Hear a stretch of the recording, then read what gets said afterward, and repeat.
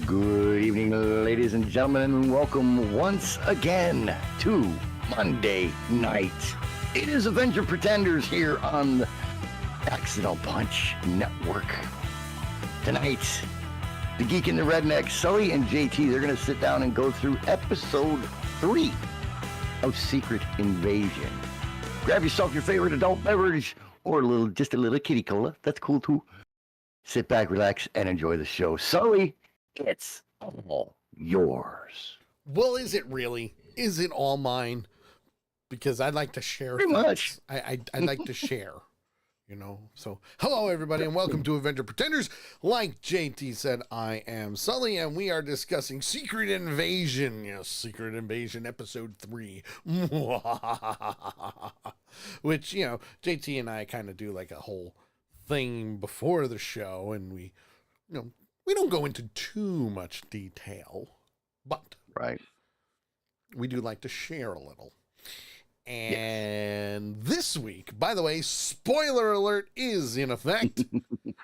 Whether you like it or not, if you haven't watched it, shame on you. Shame on you. You know what I like, though? You say that, and it reminds me of a statement that Carol made a little while ago. And by the way, I want to say hi to Carol. She's hanging out in the chat room with us right Carol. now. But it reminded me of something she said a while ago. It's probably about a year ago that she said this. Yeah. Because, you know, we asked her if she was watching the shows, and she said no. She said, I don't need to. By listening to your show, I pretty much know what's going on. It's like I see it in my head. Well, I mean, that was really cool. I mean, I think it's pretty cool, but I also think that everybody should watch it anyway. Oh, yeah. You know? Yeah. And, I mean, we don't know Carol's circumstances. She may not be able to get it out there or whatever. So, but it's nice to know that we're doing a good enough job. Yes. That people who, you know, don't have the opportunity to be able to watch it can still get a good idea of what's going on. Absolutely. So that to me is cool. So yay to that. Yay to that. Well, let's get right down into the nitty gritty of this week's episode, which, by the way, JT and I are both in an agreement that this week's episode was a lot easier to watch. It was more flowing. Yes, it moved very, very smoothly. And let's put it this way. This dumbass redneck was actually able to pretty much stay with the story the entire show. Look at that. Instead of sitting there going, what happened 5 minutes ago? You crazy boy. You crazy boy. But hey, it worked, which is what the only thing that matters is that it worked. Mm-hmm. And this week we start off right off the bat with Gravik and the Skrull Council. But this time we're seeing the Skrull Council going to their abandoned nuclear power plant home. Mm-hmm. So now they're on the home turf. Wasn't the guy handing out the 3 profiles before that? No, because that's all part of it. It's all part of it. So what JT's referring to is Gravik is informing the Skrull Council. Wow. Right off the bat, look at that. 4 minutes in, and I'm already screwing up. Yeah. Well, hello, Will. How are you today? I'm already screwing up my talking. So, yeah. There you go. It's Monday. He's trying to get it all out so it doesn't happen tomorrow. Yeah, pretty much. So, what I'm referring to is Gravik is with the Skrull Council. They're at their place.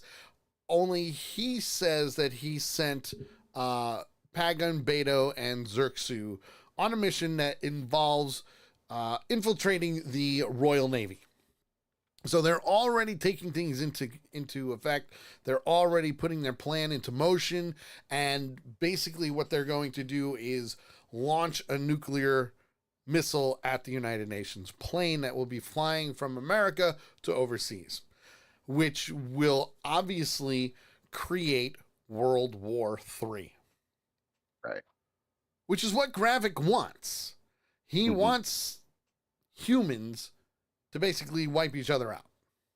Yeah, well, I mean, what he's said is that he wants to get all, everybody fighting everybody else, so that way the Skrull can come in from behind, kind of like do an end around kind of move, and wipe everybody out. Yeah. But I will say this. It's a good strategy. I will say this. Before they mention what we were talking about last week, they do go on to say that you don't understand the way humans work. You see, especially the Americans, you don't want to piss them off. Right. And that was said here in a little bit when Gravik and Talos have their parlay. Yes, their parlay, which we'll get into. Believe me, we'll get into. So while they're there, they're talking about the submarine Neptune and the nuclear bomb or the nuclear missile, so they can take out the United Nations airplane. And he's hoping, he's going to get in trouble. This again? is Gravik's plan. He's hoping that will bring Earth's heroes back. Yes. Because he wants their powers, because he wants to create the Super Skrulls. Not only can we take faces and names, but we should be able to take powers too. And he wants to alter their powers. We've already seen it. We've seen it in the last episode. They've already got Groot, Cull Obsidian's hand. They've got a whole bunch of stuff already researched that they're going to apply to their lives. Okay. Well, and having the Avengers there is also a key part, because in order to accomplish what he's trying to accomplish, they have to destroy the Avengers. Yes. Because the Avengers are Earth's protection. Yes. Which is fine. You got to get them down there and beat them too. So. Oh, hands down. Now, the other thing is, this also implies that Gravik has already tested this machine on himself. He doesn't say it, but you can kind of get that hint of, something's going on. And I called it. I had already called it, that Gravik was going to be the Super Skrull. Right. Well, and I don't know if he's done it yet though, because they kept saying that, the harvest, they haven't been able to complete the harvest. True. I mean, he may be, a half a Super Skrull at this point. Well, but we'll see. We'll see, and we'll also get into that, because there's a lot of things going on behind the scenes as well. Now, after the intro, which, by the way, we've never talked about the intro, but that intro is amazing. It is. That is really amazing. I love the way they did that. It's just the music graphics and the colors. Yeah, and, it's phenomenal. Phenomenal. To me, it feels a little long. Well, it has to be. You got a big cast. That's just me. You got a big cast of people. But once the intro is done, we're back in 1998, and Nick Fury's meeting with Vara at a cafe. And actually, before we even get into that, if you don't know the Super Skrull, Marvel is kind of changing it right now, because originally the Super Skrull had all the powers of the Fantastic Four. But we're not going to see them until the end of Phase 5 with their own fire, stretchability, invisibility, and indestructibility. Yes. I'm so proud of you. Look, that's guys, I mean, we need to talk about JT. Powers. We need to talk about JT. JT, I am so proud of you. I really am. That's the Fantastic Four. I like the Fantastic Four. I've seen all the Fantastic Four movies, Silver Surfer, and all those, and I've always liked the Fantastic Four. Makes sense. Want to say hi to Mr. Bunky. Hello, sir. Thank you for all the TikTok videos. We were talking about that before the show. Hopefully, I'll be able to use some tomorrow. So, thank you for that. But back to what we're talking about. In 1998, we've got Nick Fury meeting up with Vara, who has a different face. She has a different face. And it's funny because they're meeting at a cafe to pretty much get some information. And the one thing that they're bringing up is kind of an Easter egg, but also ties things together. Because in this flashback, they're getting information about General Drykoff. Now, if you don't remember who General Drykoff is, go back and watch Black Widow. Okay. Among all the other things. Go back and watch Black Widow, which I still believe was too little too late. That should have been the first solo outing. Not come out after Endgame, whatever. We'll just go with that. Right. And that's where they kind of start to hit things off a little bit, right? They start getting, hey, let's go. Let's rock and roll. Once the comment was made that I don't work for you anymore, you know, Fury's reaction was, that makes things interesting. Make things a little saucy. I'm not hitting on a subordinate anymore. Little yeah, baby. Hey, saucy. a chucka. Bow wow. But that's besides the point. But now we fast forward to present day, and they're at home, and Vara brings up a topic where basically questioning why Fury is back, why he's home. Right. Why were you gone so long? They go into all the details of the blip. You know, well, the snap and the blip. Gotta remember, two different things. Snap, blip. Snap was 2019. Blip, 5 years later. Okay? Enough said. Well, you can see she's getting kind of angry with him. She's pissed. You know? Well, she's pissed and she's confused because, you know, he disappeared in the snap. And just as she got over it and felt like she could move on, he reappears. And so she has to adjust again. Yes. And then he leaves again, but this time it's voluntary. And now he's back again. And she's like, what the F is going on here? You know, what am I supposed to think? Right. You know, which if I was in her situation, I'd be the same way. Yes. Well, his answer to her was, I retired. Sure you did, Nick. Sure you did. First and foremost, Nick Fury doesn't retire, okay? Well, the only way he's going to retire is to be dead. Yeah, pretty much. And we know that nobody truly dies in the Marvel Universe other than Uncle Ben. And we're still not positive about him. No, he dies. He dies no matter what. That's a no matter what thing. That is what in Spider-Man Across the Spider-Verse they refer to as a canon event, where it happens no matter what. No matter what you do, he's gonna die, she's gonna die, he's gonna die, that person's gonna die, because it brings up who that person is supposed to be. Okay? Right.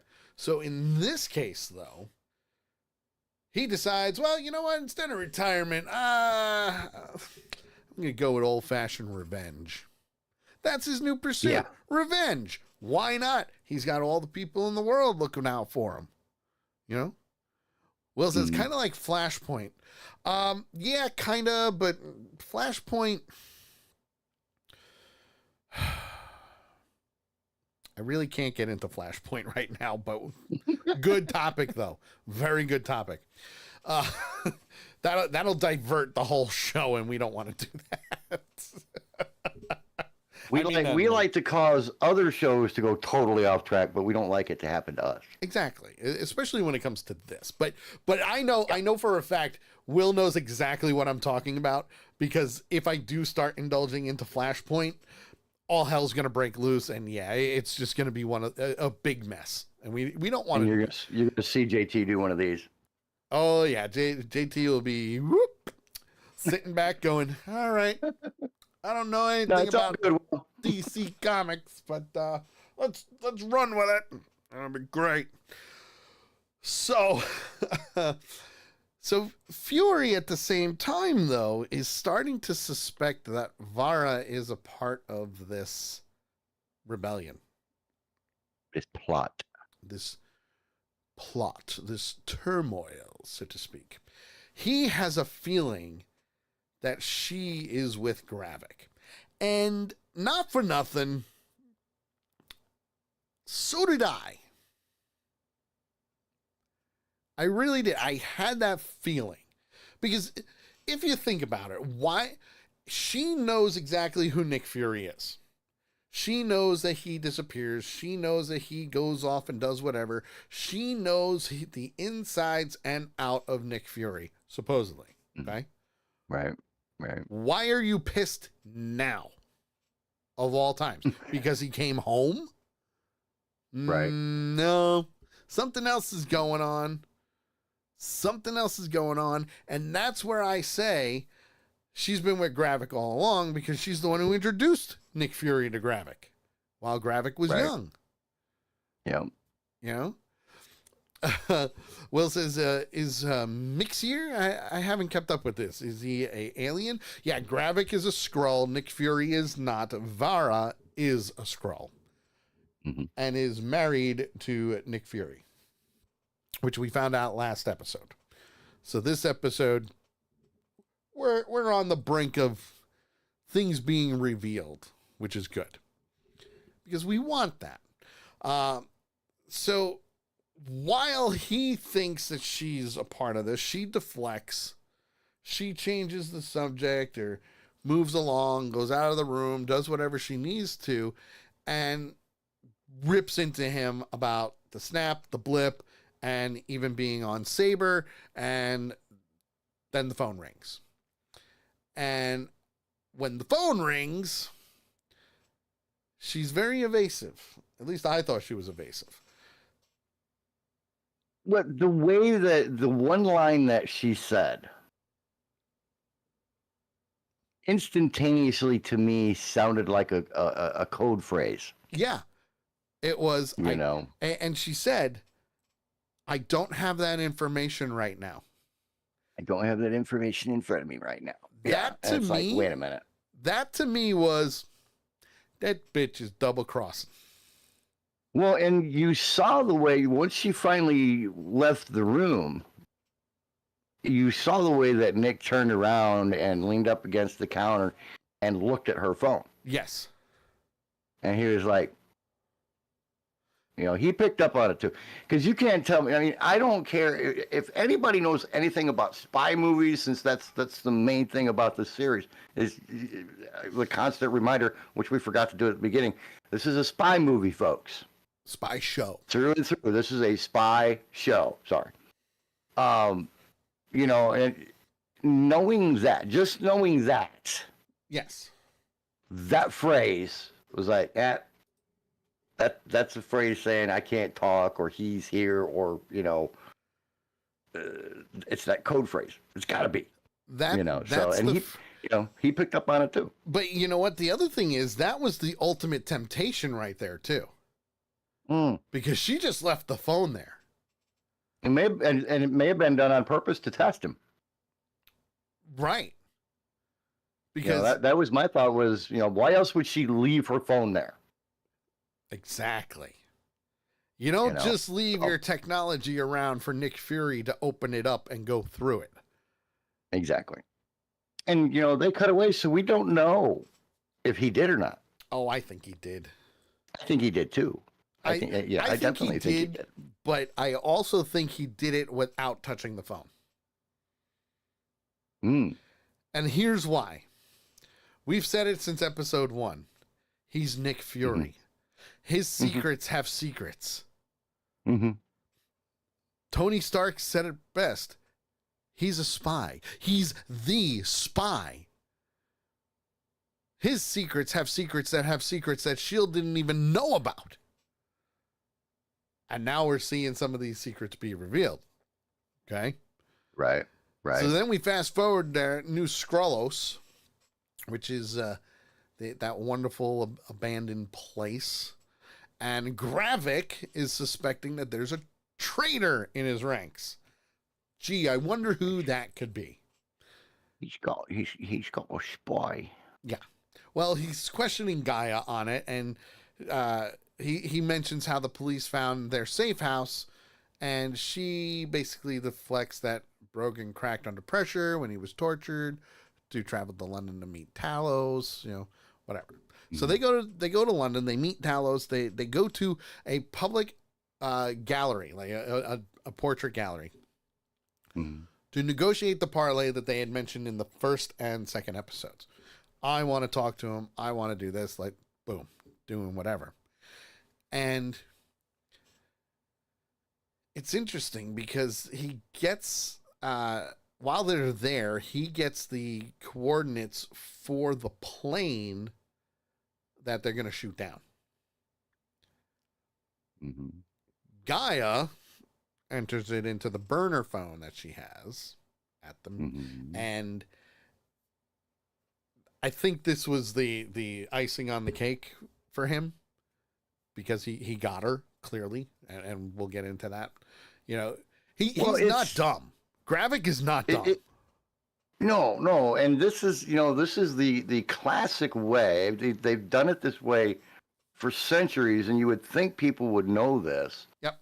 That in just about every spy movie ever out there, they've done this. Yes. They did it in World War II, and that's how they found out that they were going to be the second attack after Pearl Harbor. Was they put a message out, they put particular information out, and they wait to see, and it's, say there's three different people, right? You give each person a different piece of information. Yes. And you wait to see what happens, and that tells you who your freaking spy is. Oh, yeah. And that's how he got Gaia. He got her good. Got her good. But at the same time, while Gravik is going on and on, he's doing like that supervillain monologue.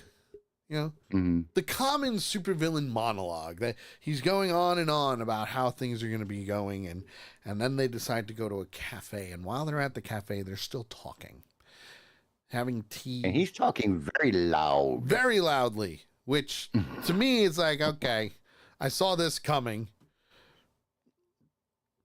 No human would just sit by and listen to Gravik talk about destroying people and taking over and causing World War III and all this stuff. Right. So they're Skrulls. Well, it was weird because I'm sitting there and going, wait a minute, as loud as he's talking, and everything, and he's getting nobody's looking over their shoulder. Right. Nobody's looking over, and I'm going, why are you being so loud? Nobody's saying, hey man, you're in a gallery type thing. Can you keep it down? So that had me wondering, and I got my answer really quick. Oh yeah, very quickly.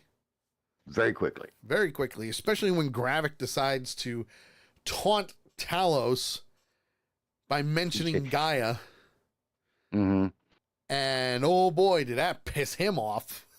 Yeah, he went at him the first time, and every freaking person in there stood up and turned into Gravik. Yep, revealing that what we thought was true. They were all Skrulls. But here's the thing. He not only stabbed him in the hand, he was ready to kill him right then and there. He didn't stabbed him in the care. hand and had his hands around his neck before anybody could do anything. Oh, yeah. And it was brutal. I think that's one place where Gravik and any of the Skrulls on that side of and actually anybody on the other side of the rebellion too that are trying to stop it, is they're thinking Talos is old. He's lost a step. They're thinking Fury is old and he's lost a step. Yeah. Talos proved right there. He didn't lose a step. Not with his age. He's like 150 something years old, man. You don't want to mess with that. Right. But, I mean, he stabbed the guy in the hand, stood up, got around the table, and had his hands around the guy's throat before people could turn their freaking heads. Yes. Yes. So, the man's still got skills and he's still got speed. Oh, yeah. And it's just going to keep going. Especially when you're talking about his daughter. Oh, big time. Big time. But what we do see, though, is when Talos leaves. And this is what confirmed what I said earlier on. Gravik uses Extremis to heal his hand. I was wondering about that because I've never seen another Skrull do that. Exactly. He's already gone through the testing. He is the Super Skrull. Think about it, right? That knife went in right here. Right in the middle of his hand. The third and fourth finger. And he just pulled it out. So this entire part of his hand is cut open. It's like this. And then he just healed himself. You see it glow. You see it glow red and orange and stuff. And 5 seconds later, it's all fixed. But want to say hi to Kaya, Miss Nikaya, Dragon Lady. Dragon Lady. Jesus, Lady Death. Wow. She just came in the chat room and said, and that was awesome when we were talking about him stabbing him in the hand. It was. It was just like, bam, done. Don't you ever mention my daughter's name, blah, blah, blah, blah, blah, blah, blah. And, well, Talos leaves. Gravik leaves right after him. But we see an old man bump into Talos and says, I think this phone is yours. So it was a way to discreetly pass on the phone to Talos. So yay to Gaia for doing what she was doing. Then, from there,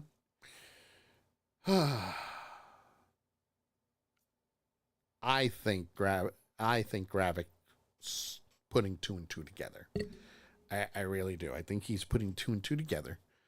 Because as subtle as it was, I think he knew it was her. Well, I mean, obviously he had to suspect. Yes. Anytime you're in that kind of situation, there's certain people who are acting just different.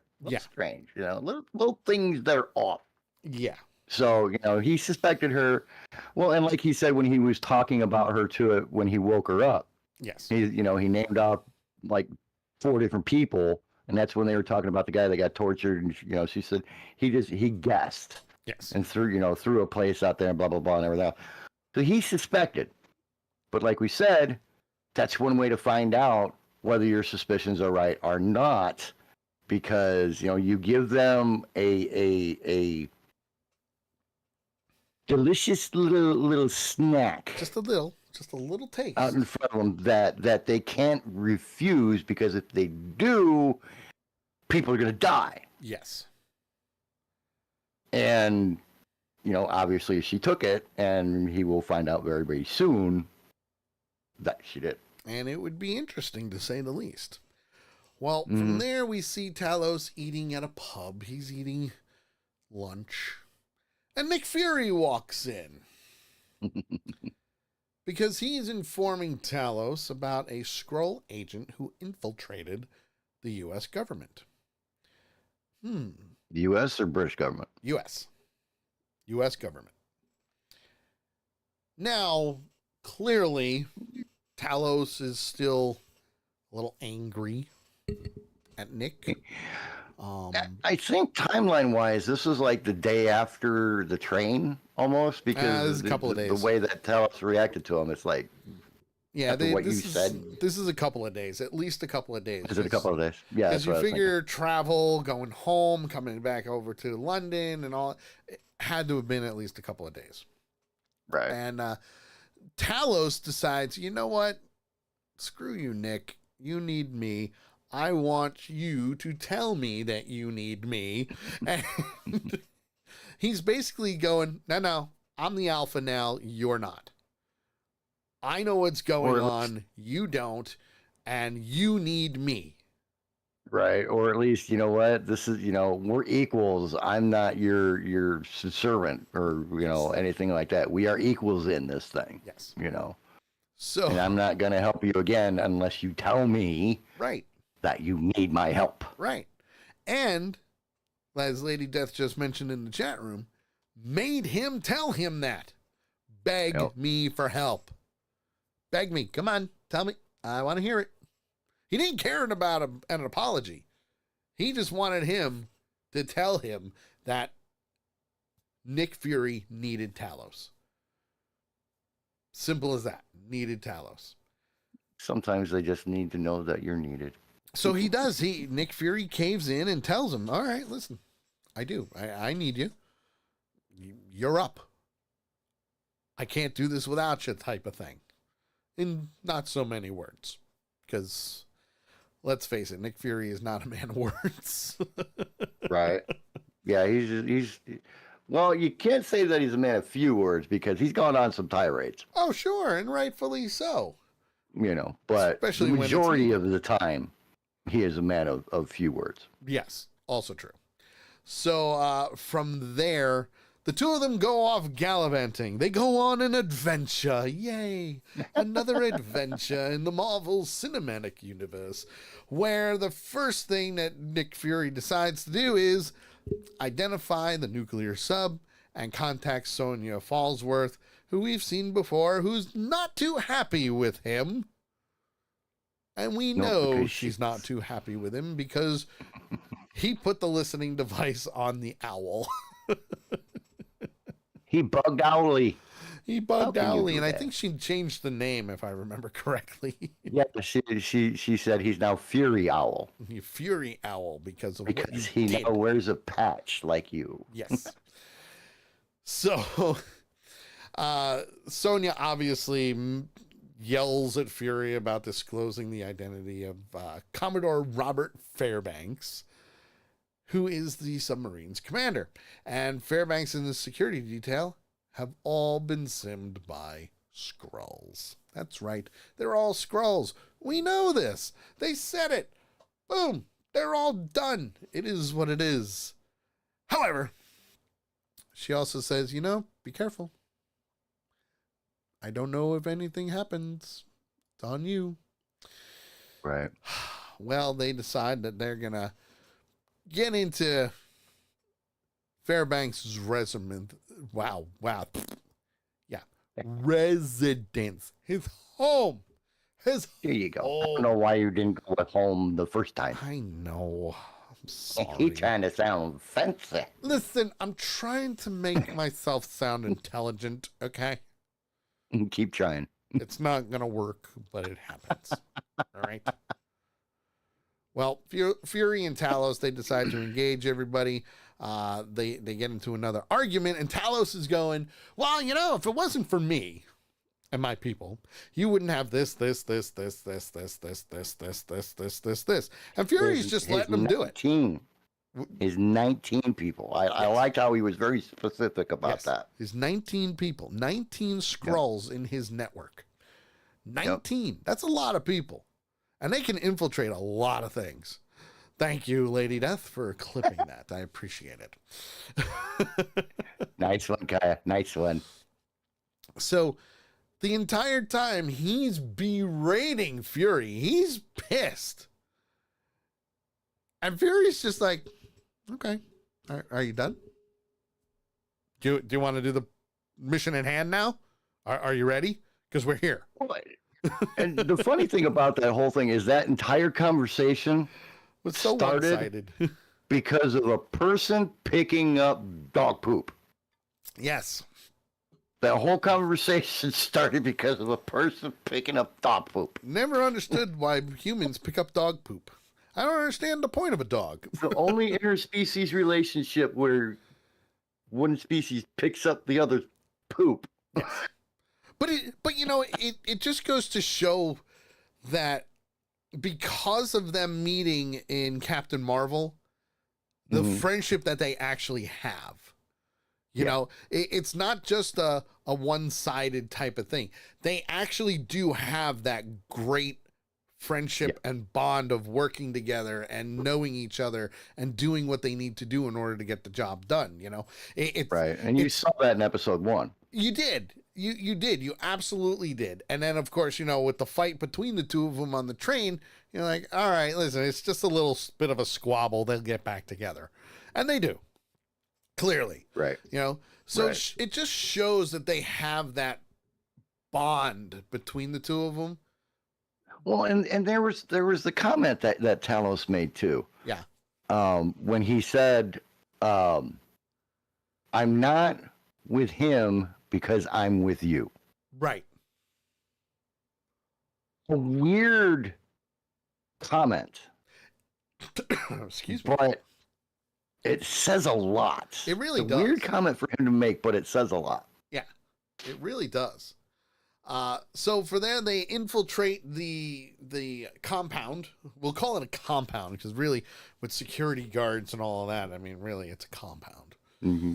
You know, it's a secret base. Which you know just so happens to be a compound of security of Skrulls. imagine that. Yeah. Skrulls. What are the odds? Well, Talos. Once I got to tell you real quick. That's one sound I cannot get out of my head, Which one? and it goes like this. Oh, that one. That sound that they make when they die they morph. and retake their Skrull form. Yeah, when they Bang. morph. It's like. It's so Or wet. you hear bang, bang. It's so wet like and juicy. Well, it makes sense too, because they're, you know, clearly it's not their real form. So once they die, Yeah, they have to turn change back into Skrulls. you know. So Sorry, my- sorry. I took us way off track on that, but I had to say that. it's all good. So the other thing I liked about this whole part was that Talos became Fairbanks. And he's like, I'm just going out for a walk, you know, the misses and all that stuff, you know, just getting the air out. And security's like, yeah.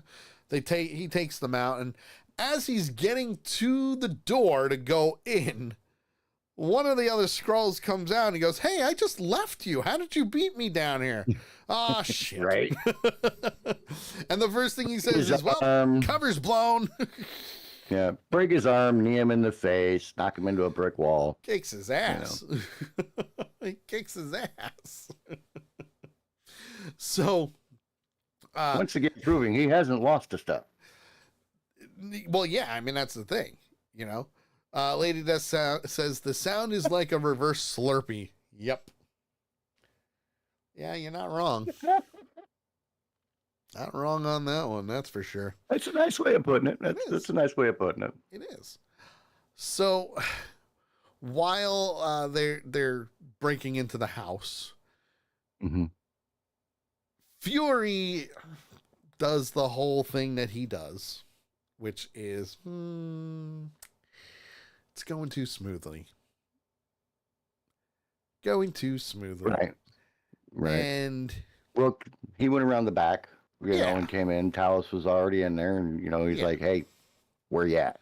exactly. Where And are you at? If you Well, didn't I'm pay over here. attention here, you missed it. What do you mean? If you didn't pay attention yeah. here, when Talos replies to him, Yes.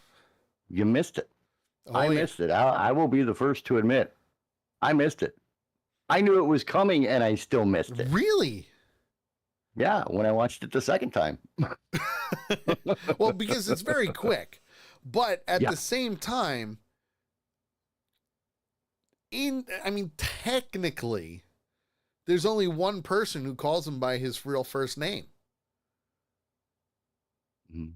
and that's Maria Hill. She's the only one who calls him Nick. No one else does. It's always Fury or director or boss. It's never Nick Or hey, you. or hey you. You know? But see, Fury plans ahead because what he decides to do is when he sees Fairbanks' son Zachary, and Talos had already walked by him because he was playing video games. Mm-hmm. He didn't want to involve him in it. Nick, not so much by any means necessary. He's a spy. He's the spy. Yeah. Well, and because of what was said, he knew that something was off. Yeah. Tell So them. he's Tell like, them. okay, Tell them. I gotta even the playing field before I even walk in the door. Tell them what was said. Well, like you said, the guy called him Nick. Yes. When Talos when Fury came into the door and asked Talos for a status report, Bob, who's the guy that they were going to talk to, Yeah, Bob. His name's Bob. his name's Bob. But are the you, guy Bob? that they were going to talk to replied and said, "Sorry, Nick, I was a little busy." And Fury's like, "Wait a minute, nobody calls me Nick." Yeah, no. Nobody does that. So something's off.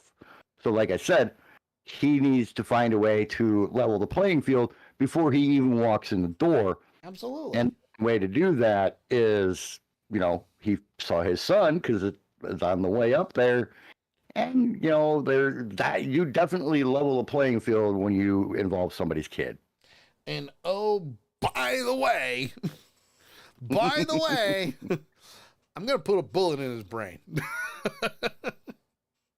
Because he has no problem doing that. It's by any means necessary. Does he want to do it? No, he doesn't. Right. We know he doesn't.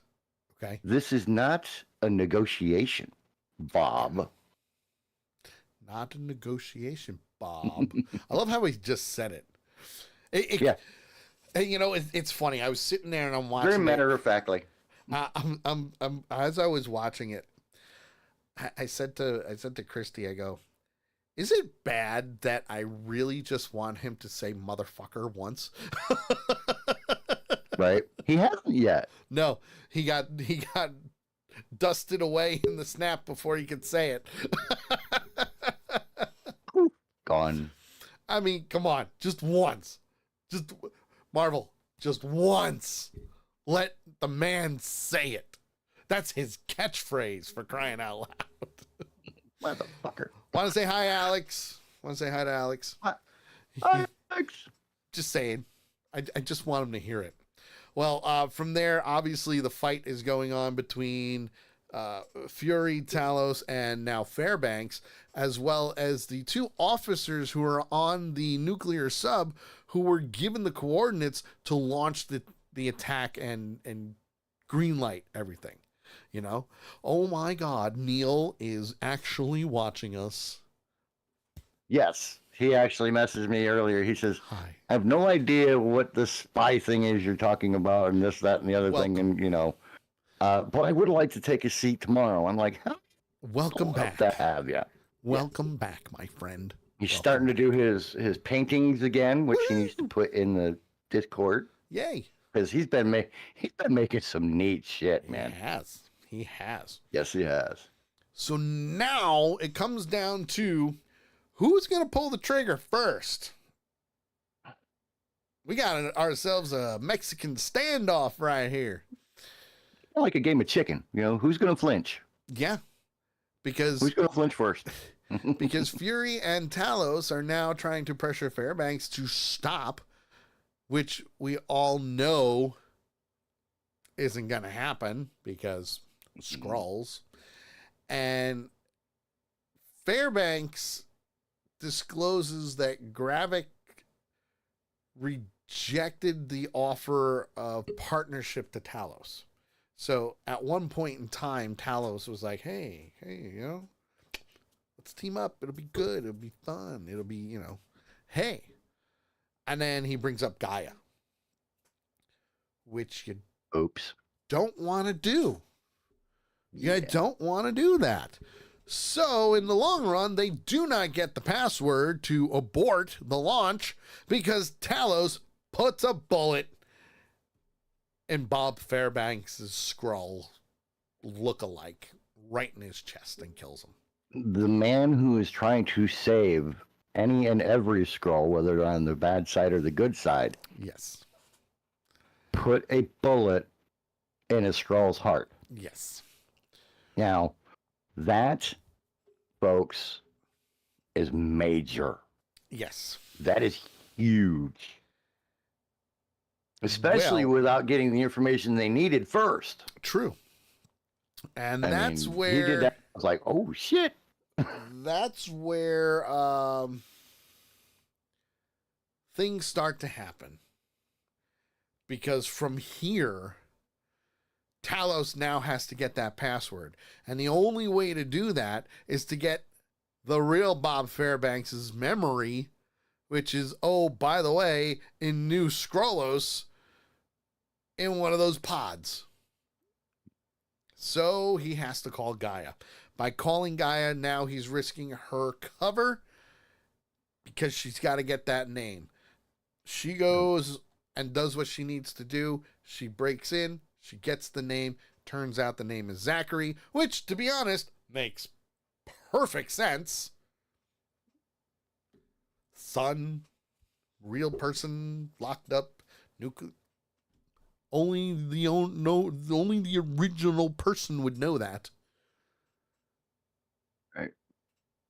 Well, and I failed to realize first time watching it, but it clicked second time watching it about how she looked back into his memories.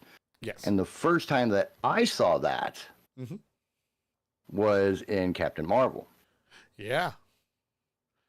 Pretty interesting, isn't it? And for me to flash back, I'm lucky to flash back to yesterday. Yep. Let alone flashing back as far as I had to flash to Miss Marvel. Sure. So.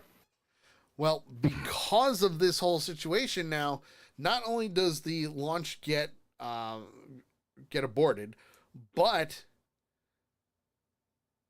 we also see Pagan being exposed. And Gaia now. But at the same time, while they're trying to get rid of the Skrull body of Fairbanks, Fury starts questioning Talos about his rejecting Gravik's offer. And that's where the loyalty lies. Because he does, like, Fury can't understand that Talos has an undying loyalty to the Skrull race, and rightfully so. But that's the thing. And that's the thing that people have to understand is he has the undying devotion and dedication to the Skrull race. Right. And, protecting and keeping as many of them as possible alive because he watched all but 1 million of their population destroyed, wiped out. But the dedication does not go to the rebellion side of this. So yes, that's tricky for some people to understand. Yes, Now, like how can you be on both sides? Well, here's the other issue now. The other issue is this. Talos told Gaia, not Gravik, told Gaia to run. You need to run. Get out of there now. And Gravik cut her off at the pass and basically told her, well, you know what? That was all a ruse. We needed to find out who the spy was. And you fell for it. I like what she did. When he told her to turn around. Yes. Nope. No. You're going to have to look at me. You're going to be the leader of Skrull. You're going to have to look me in the face. Yep. And he does kill me. He shoots her. He shoots her. Mid-sentence. Yep. Yep. Leaving her for dead. Now the question becomes, is she dead? Hit her? Or is she not? Now, mind you, we only have 3 more episodes left, so... Well, every other person that has died so far, we have seen where the kill shot was. Yeah. Well, no, you see the kill shot. He shot her in the chest. No. Oh yeah, yeah. Okay, yeah. Caught her. That's right. We did see that. Yep, he shot her in the chest. But she did change. She did revert back to her true Skrull self. Yes. But he didn't catch her. He didn't catch her right there. True. I don't know. There's still, in my mind, there is still a possibility that she might survive. Yes, which is possible. Which means there could be an issue if she dies. You thought Talos was angry now. Just wait. It's going to get a lot worse. Yeah. And I mean a lot worse. Well, from there, we see, we cut to Fury's home, and Vara is following up on a phone call, the phone call from earlier, where she received from somebody, we don't know who, but, and I stress the but, and I've been calling this also, I mentioned this. She goes to the bank, and as she's going to the bank, she's being followed by Skrulls. We know she's being followed by Skrulls because they're turning around and making sure that they're not being noticed, but she notices them. Well, you can't see me. Again, she is the wife of a spy who is a Skrull. Hello. She's gonna notice. She's gonna notice. As Lady Death says, that lady is a traitor. Well, the conversation on the phone is none other than Colonel James Rhodes, which confirms Vara's association with Gravik, which also confirms what I've said since episode 1, that Colonel James Rhodes has been replaced by a Skrull, and I can't wait for the reveal. Right. Well, and you know, they made it really obvious when she goes, "I need to speak with Gravik." Yep. And he's like, "Nope." Yep. Click. Nope. So therefore,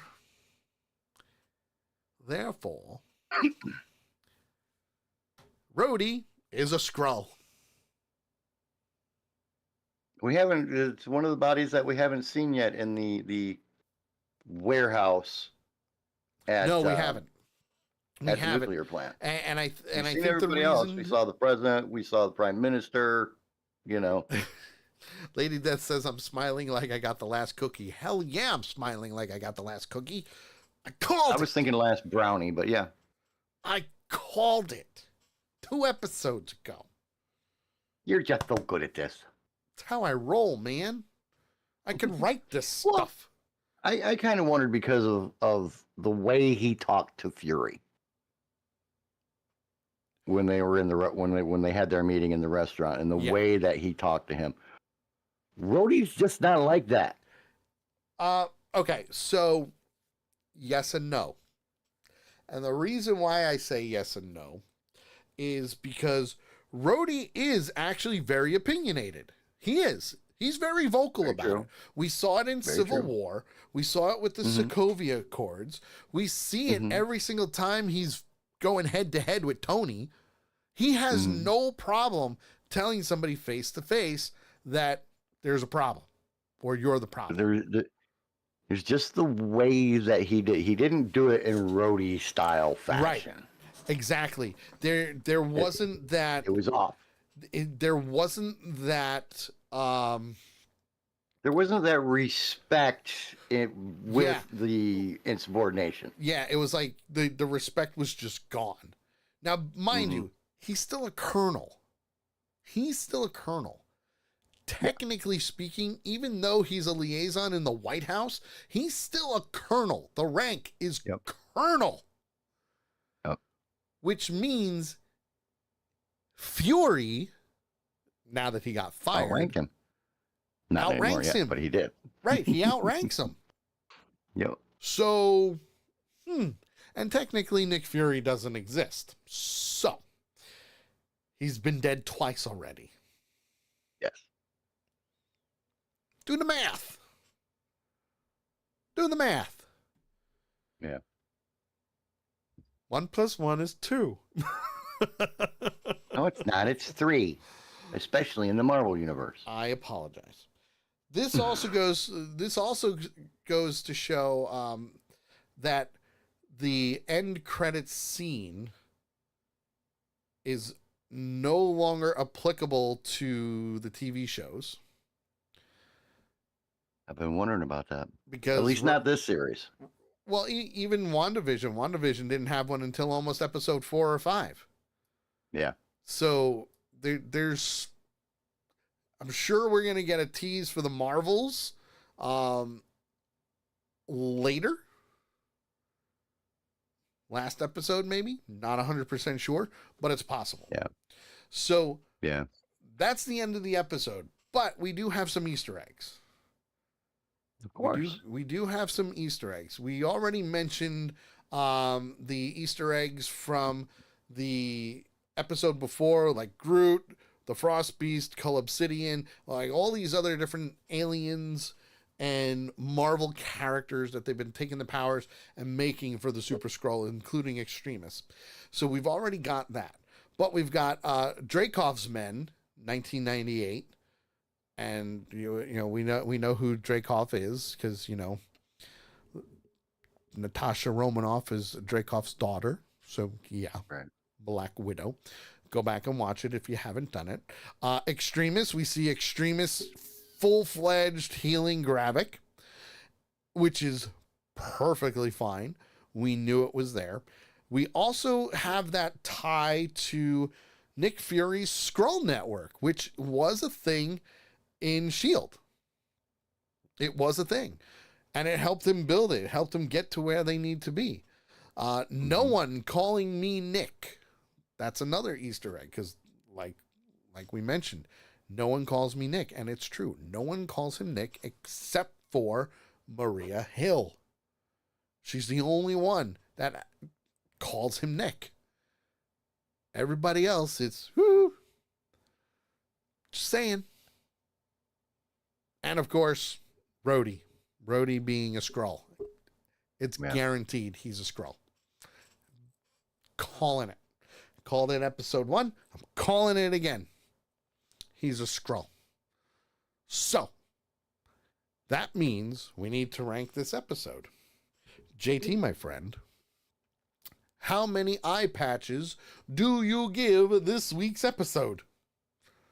Well, there's one thing before I give my ranking. There's one thing I want to throw out real quick Sure. that I thought was very, very interesting in this episode. Mm-hmm. When we were talking about he was in the room with the panel and all that. Yes. They showed a scene with the scientist where she was looking in the microscope, and we yes. saw the DNA strand actually being enhanced. Yes. I thought that was very, very interesting to actually see that they had made that much progress. They haven't made all the progress they need to make. Yes. I don't think, but they have made progress where the DNA can be manipulated to enhance the Agreed. Skrull strength and all that stuff. I thought that was very cool. Agreed. Like we talked about, episode was a lot easier to follow. It wasn't so muddled as the first two were. The pacing and everything, like we talked about, was a lot better. It's very easy to follow. Shortest episode of the series so far. One was 58, two was 55. This was only 44 minutes. Yes, that is true. Which I found interesting. But overall,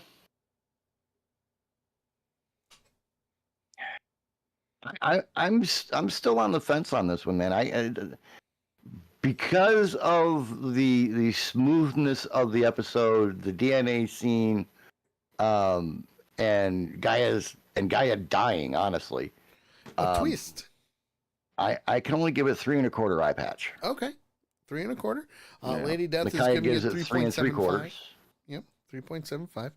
I'm actually going with a 4 on this one. Hmm. I did like the story. Okay. I like how it flowed.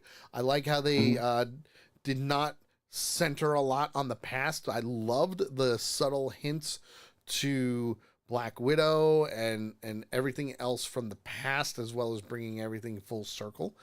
Because Right. I've been saying it for years, and I know a lot of people have been saying it for years. Everything is connected, which is a great thing. Everything's connected. We know this. But now they're really connecting the dots. Now they're diving deep and they're going, hey, here's what's going to happen next. And I love that. I love that they're doing that. So Gaia, the twist with Gaia getting shot at the end, you kind of saw it coming, but not to the extent. We knew I didn't think it was going to happen so soon. Well, you got to remember, there's only 6 episodes. Well, yeah, but I still didn't expect it to happen that soon. There's only 6 episodes. So for me, I'm giving it 4 eye patches. Great episode. Do I think this series is up to par with the others? Jury is still out on that one. We are halfway through after all. So Yeah, we'll have to see. I will say this. The Avenger Pretenders will not be live next week. We will not be live because I will not be here. I'll be in Lake George on vacation, which means when I come back the following week, we are going to be doing 2 episodes in one. So 2-hour show? Most likely, yeah. Most likely, yeah. We'll have to split it up episode, 4 and 5. So no Sully show So next no week either. Sully show next week either, but we'll get into that more tomorrow because we are live tomorrow for the Sully show. Ladies and gentlemen, thank you for tuning in. This was Avenger Pretenders episode 3 of Secret Invasion. For JT and myself, I hope you have a wonderful week, and we will see you tomorrow for the Sully show at 8 p.m. Eastern. Tell your friends, share the link on your Facebook, Twitter, TikTok, whatever it is, and we will see you guys next time. Have a great night, everybody, because Oh, boy. that's what we do.